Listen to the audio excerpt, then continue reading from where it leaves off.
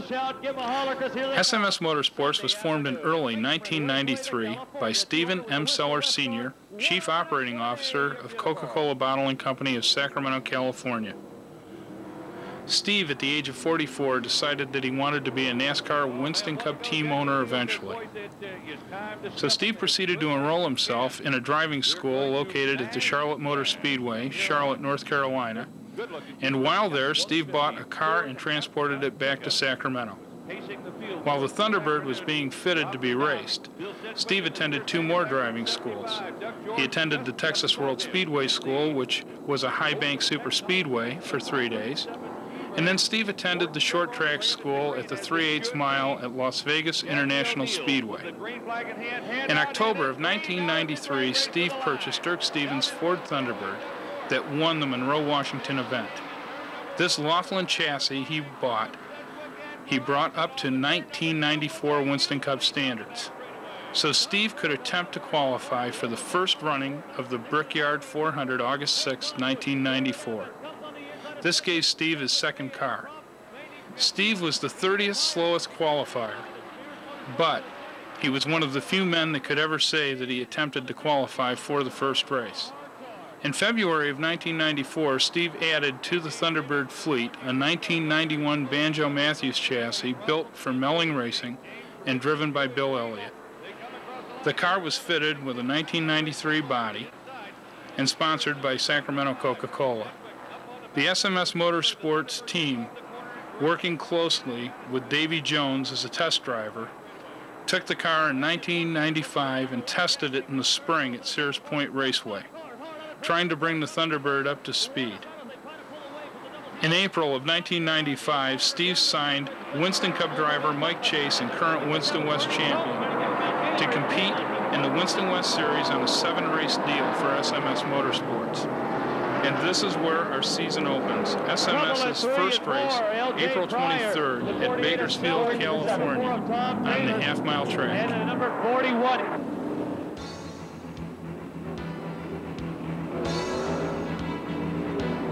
Well, we have a report from NASCAR race fans that the number 48 of Jack Sellers is in the penalty box down at the end of pit road. We see parked down there just the other side of the Spears pit. And the reason for that, the incident, actually, the black flag was for the pass on the left-hand side down at during the yellow, and we'll tell you more about that in a minute. It's going to get loud and noisy right there. Over it, brings us to green. It's there. Applies to serious horsepower. Well, and on the inside of that, the number 36 of Jody Tanner, number 49 of Roger Mears Jr. trying to get the lap back. Not going to happen. Here comes Doug George on the inside, blasting down the back chute on number 38, Butch Gilliland. Doug George also showing some strength. I'll tell you, a lot of strategy starting to play out here. George runs hard, gives the lead up, drops back a couple of 3 spots, and all of a sudden he's back running at the lead with Dan Obrist as they roll out to turn number 2. But Obrist looking very solid.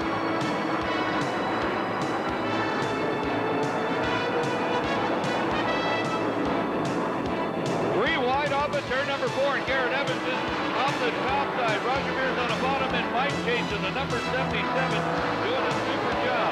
The Petron Plus Ford Thunderbird is very quietly but very seriously working its way forward, and Mike Chase is now in the 4th spot. Could not tell you how it happened, Randy. It just stuck up, and all of a sudden there it is. The Petron Plus Ford Thunderbird skating out of 4, and he's in front of Garrett Evans, and he is moving up very quickly. With Mike Chase at this point. Mike, this is Sully in the tower. You copy? Come on back, Sully. Mike, that 77 Petron Plus Ford Thunderbird is moving today. We got a pretty good handle on things here. These Goodyear tires, boy, they're just sticking like I can't believe. Petron Plus is making this motor run nice and cool and nice and soft, and so we're just doing our best here. These guys give me a heck of a race car drive today. Well, it's 1 to go. Let's go back to work. Thanks for talking with us. Good luck. We're all ready. Mike Chase, ladies and gentlemen, in the Petron Plus Ford Thunderbird. Work on the inside of Gilliland, and he's in that position, and he's going to move up in the 3rd slide, right up there. Garrett Evans, another man that you're going to watch out for, and then, well, Ernie Cope, number 10, there he is, very much into the picture. So these guys are still very much in the hunt here on lap 64 of the California 200 with Dan Obrist still your leader.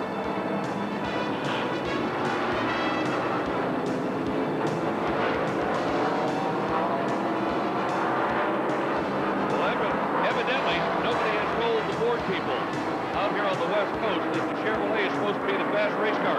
And Obrist comes in. He desperately needs it. Garrett Evans is in. Man, everybody is in on this time around. They don't want to wait here on lap number 117 of the California 200.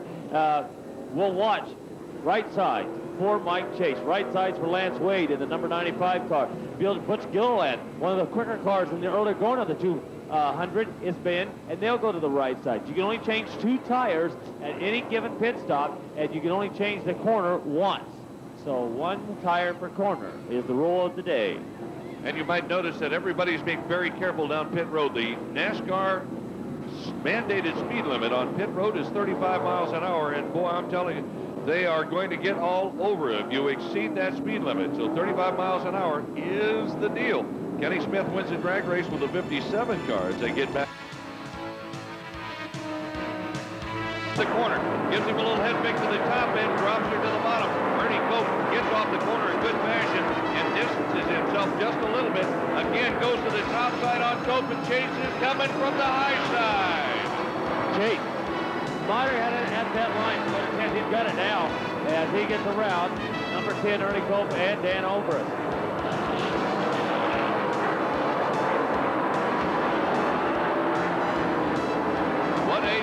Move. Mike Chase making the pass on Ernie Cope as they roll into turn number 1. And here comes Bill Sedgwick all over Dan Obrist. This would be the beginning of an incredible string for SMS Motorsports.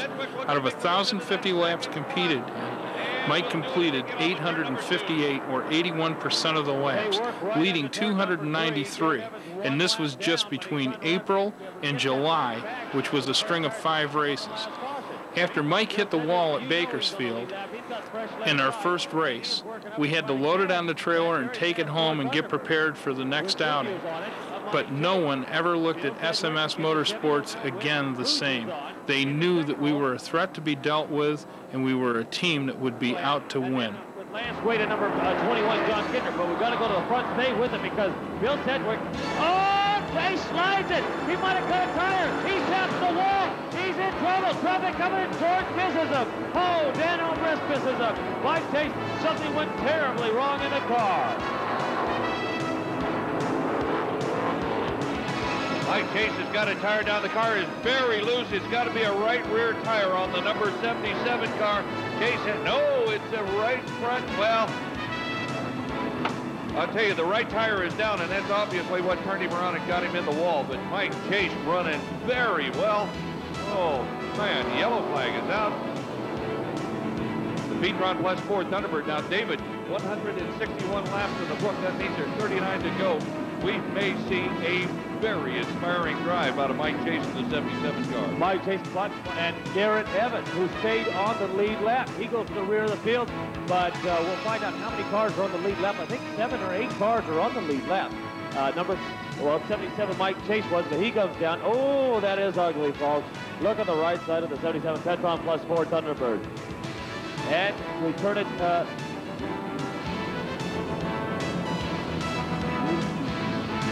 The Petron Plus 4 of Mike Chase having a destroyed right rear wheel as they try to get everything dialed back in, and it did do some body damage.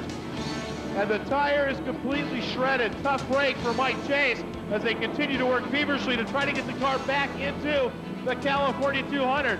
There are only some 38 laps left to go. Now the question is, can Chase gather it back together and make up some time? Let's go back up top to Randy and Dave. Thanks, Larry. Good job down there in the pits. John Kinder very slow in the number 21 car out of Santa Ana, California. The Gordon Woods Industrial Welding Cap paint. Go on the cars for the last 30 laps or so here at the California 200.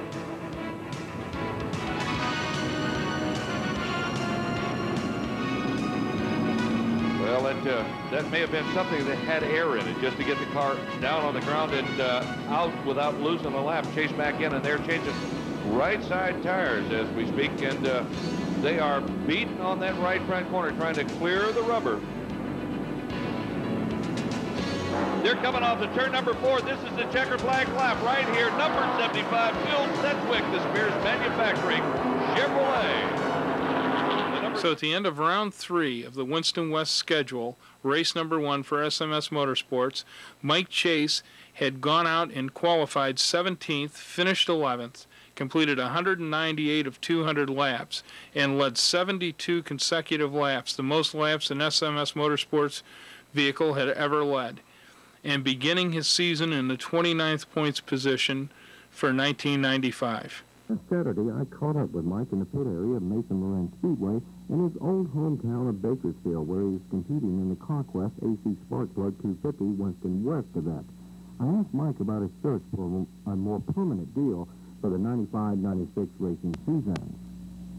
Well, basically what we're doing is SMS Motorsports out of Sacramento, California, and Steve Sellers is the owner of it. And Steve has decided that this year that he wanted to step his operation up, and they're on a real steep learning curve right now, because they've got a couple guys that are really good on the team, and we're trying to teach some other folks, and they're working hard. They got a good PR man, I feel, working on the sponsor stuff, and as far as myself goes, I'm just on a race-to-race basis with the team. So with Mike on a race-to-race basis with the team, a decision was made that we would miss the Sears Point May 7th Winston Cup race on the 2.5-mile road course, giving us time to prepare the cars to return May 20th for the Mystic Premium Beverages 200 at Danico, Colorado, outside of Denver.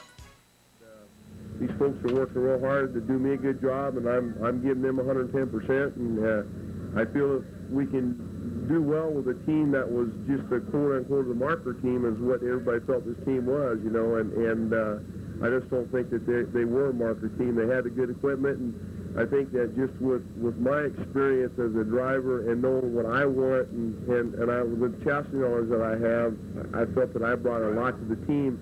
And, you know, they're starting to get everything in their house in order, and I think that they really need to do that right now. They get their house in order, and I think this team's got, you know, looking forward to some good things the rest of the year with them. It was Thursday, May 18th. Our sponsor, Old Milwaukee Red Beer. Location, Denver, Colorado. We were sent to 3 locations to do personal appearances where Mike had signed approximately 450 autographs. It was a beautiful day, not to what we were to find the next day. We found it to be cold and a bitter Saturday morning. And what a classic battle it was. Ford versus Chevrolet, Goodyear versus Hoosier Tires, and the Winston West champions battled each other. 1993's champion Rick Corelli against 1994's champion Mike Chase. But when we got the old Milwaukee Red Thunderbird on the track under threatening skies, the crew chased problems all day. We had intermittent rain. We were trying to get qualifying setups right with the car. The Goodyears were working just great as tires go, but the chassis setup was difficult with the changing weather. At the start of the race, it took Mike just 9 laps to put the SMS Motorsports Ford Thunderbird into 5th position. By the 11th lap, Mike had moved into 3rd, and by the 20th lap, Mike found himself in the lead. Just 25 laps had gone by, and Mike, from his 9th starting position, had moved to 1st place. The only battle of the night came when the SMS Motorsports Old Milwaukee Red Ford Thunderbird came up on lap 50 and diced for the top spot with Garrett Evans and Dan Orbist in his Chevrolet Lumina that Mike had won the 1994 Winston West Championship in. By 62 laps into the race, Mike had regained the lead and never looked back, cruising to victory on a chilly May night.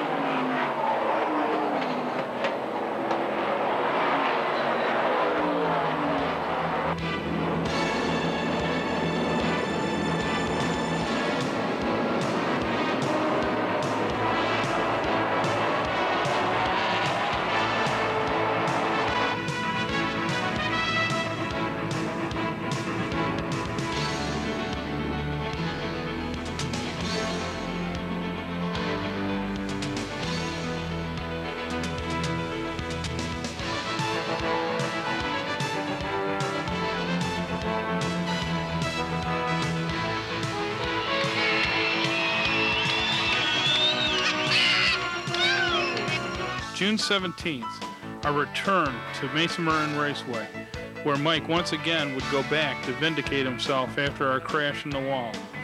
He just didn't vindicate himself, we qualified on the pole for the first time with SMS Motorsports Thunderbirds. What a great day it was for owner Steve Sellers to finally have captured a full pole position.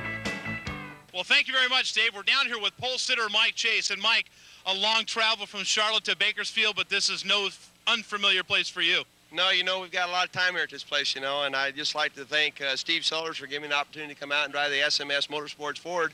You know, they got us a good motor in here, and the Goodyear tires were working like they're supposed to, and, you know, I guess I got to have a stipulation on me. I couldn't qualify. Well, we got a pole now, so maybe we got that monkey off our back. Sitting on the pole tonight, 250 laps. Obviously, the track was way different this afternoon than it will be tonight, and that's got to concern you a little bit. Well, it'll change, but, you know, we got a lot of time here at nighttime, so, you know, I got a pretty good idea what we need to do to the chassis to get it right, and, you know, it won't be a big change. It'll be cooler. It'll be a lot nicer in a race car for us. Now, on the lighter side, did Steve tell you if you out-qualified him, you had to go home? You know, he told me if I didn't qualify fast enough, I was going to have to drive his car in the race, too. I had to get out of mine and drive his, too, so I had to do something here. Well, that's all right when you can drive the boss's car. Yeah, you got that right.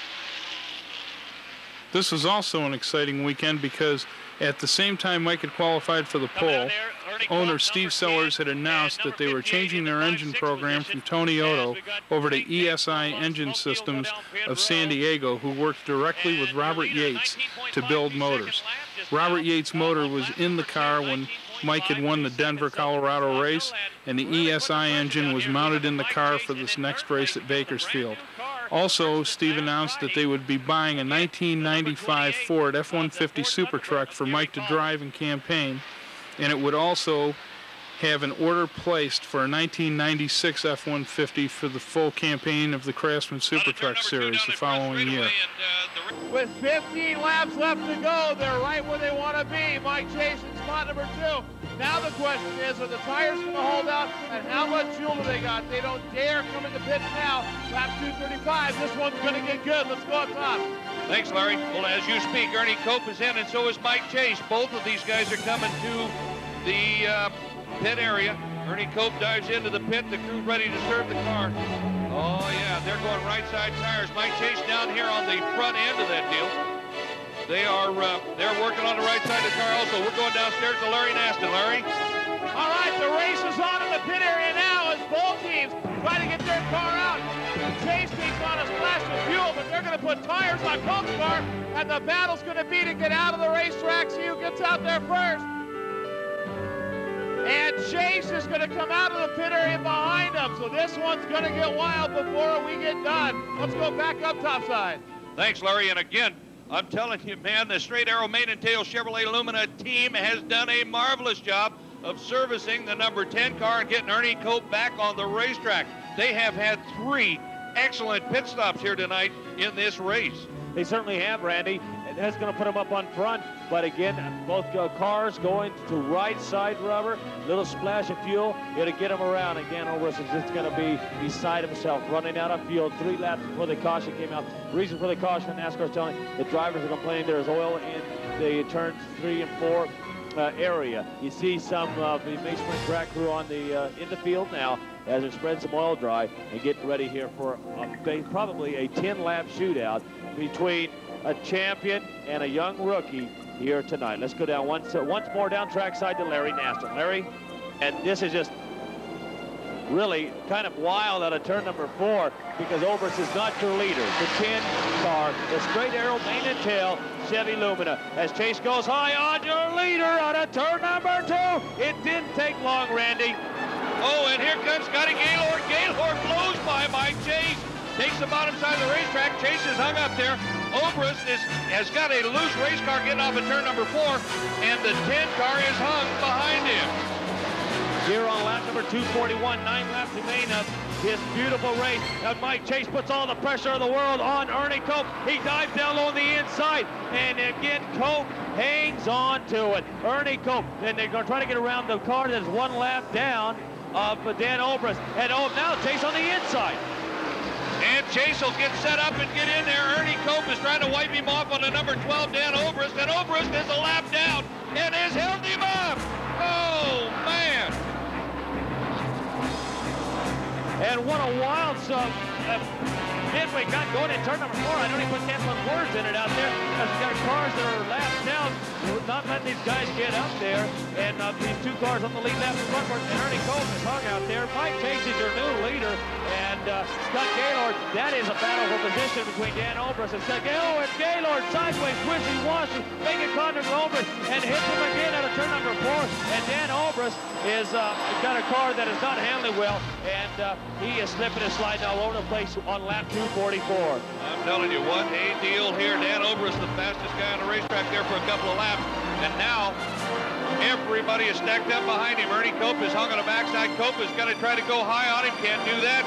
He's just going to follow him out of turn number 4. In the meantime, Michael Chase has got a full straightaway lead on second place. Yeah, and Cope cannot get around Obrist at all. Now he finally gets around Obrist, but again, 245 out of 250 completed, and Ernie just saw the wind just drift away here in the last 9 laps of the race.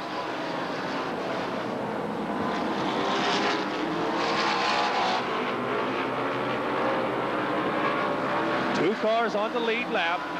Next car in line will be the 00 Scott Gaylord. The Musqueridge team is going to be very happy about this one. Again, a top 5 finish again. And then Ernie Cope again, he's second place. You see him behind